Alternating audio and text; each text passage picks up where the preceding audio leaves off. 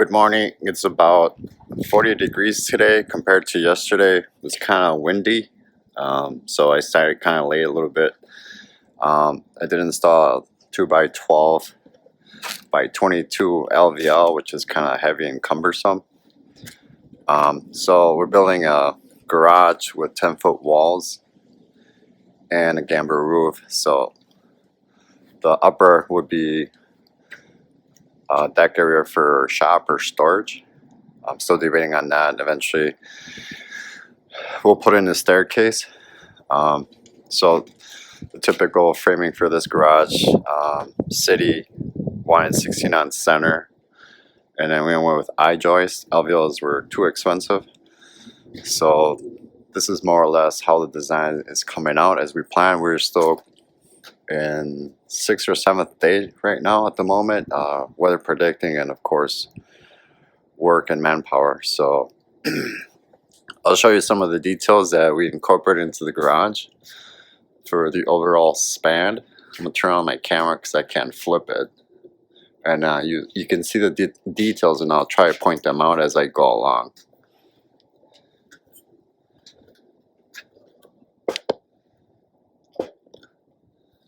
So here you can see that I dadoed the 4x4 post, which I incorporated into the corner to receive that rim joist. I did that simply to make it easier for me as I installed this 2x18 LVL, which you can see is pretty big, and I skewed the face every 2 feet with some torque screws. This is an 18-foot span,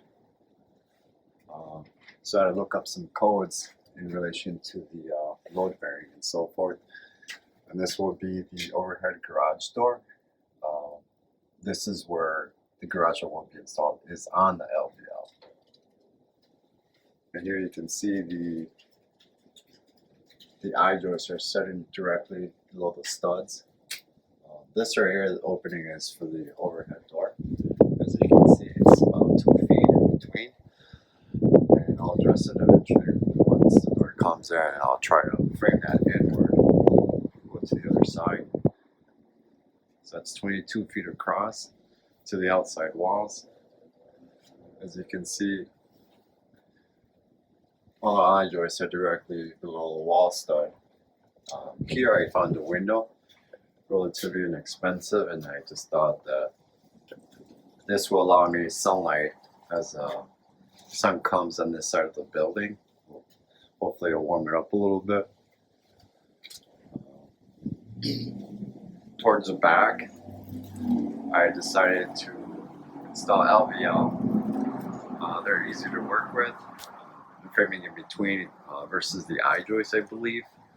So I calculated math in regards to the staircase. So unfortunately the rise will be 10-inch, and the run for the staircase is about 11 and change depending on the overhang.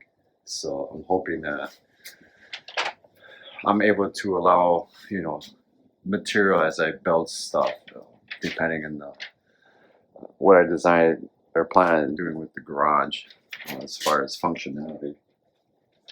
Here I incorporated a 36 by 7-foot door just to have egress with material and so forth. Knockdown frame.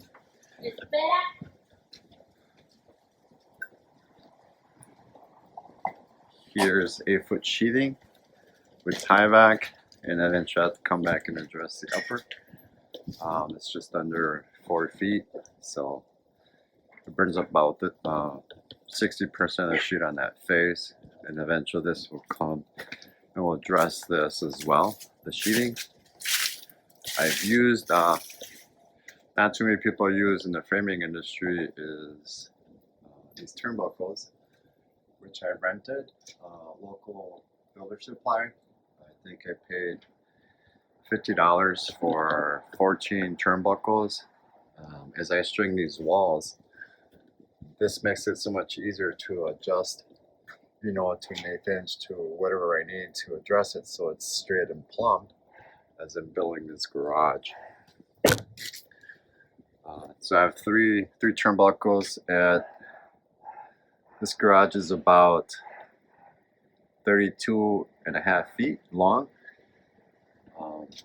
So that's the reason why I rented the turnbuckles. You can see my plank up above. It's a 24-foot plank, so it makes it easier for me to walk across this as I deck it or do whatever. This did help me a lot with the eye joists. I did install them by myself. I had one guy down below cutting, so I was able to do all of these in one afternoon. It was getting dark, so eventually we were able to finish the entire floor joist. So today we'll be finishing the plot exterior sheathing on these two walls, and then we'll come back and we'll be doing the decking. Once the decking is done, I'm going to turn it around so you can see the overall width of the garage. So there's some power lines that I had to pay to have them moved up. The peak to this garage and the gambrel gable end is 20 feet, and I think the power line is about 21 feet off the ground. So that's giving about a foot and a half clearance to the peak. So that's kind of nice. Here's all my plywood for the side walls and the roofing. I decided to go with 5/8 in this job simply because these walls are 10-foot walls, and I wanted more reinforcement on these walls simply because these walls are 10 feet and they are glued, just to give it that seismic strength for wind, which has been pretty aggressive the last few days. So I took consideration as the life of the garage would be structurally sound, and if someone does hit it, it doesn't gonna move as easily, depending how hard the hit is. But hopefully it'll alleviate me from doing X amount of work, and if it were to get damaged anyways. So there you have it. It's last week of October. Hopefully this garage will be finished before the Thanksgiving holidays. I'm hoping that we can wrap this up job sooner than before the snowfall comes. So I'll try to create more videos and the design of the garage. I'll come back and maybe give some instruction on the staircase. I will be doing the staircase out of LVL, and I will be putting only 2 in this opening, and just to give it a little bit more strength on the stringers. And I'm not sure, I'll probably end up using 2x12s for your runs. I might be having also open staircase. I may not integrate risers, just so it's easier to clean up, maybe below the staircase. If it needs, just for cleaning purposes, sweeping versus leaf blower. As the jobs progress, you have to do cleaning afterwards and so forth. But there you have it. Barn style garage roof, 69 center, gambrel roof. I should have about 7.6 or 8 foot clearance on the ceiling, give or take. I still have to lay it out today. I will be going 2 foot on centers on the common rafter gambrel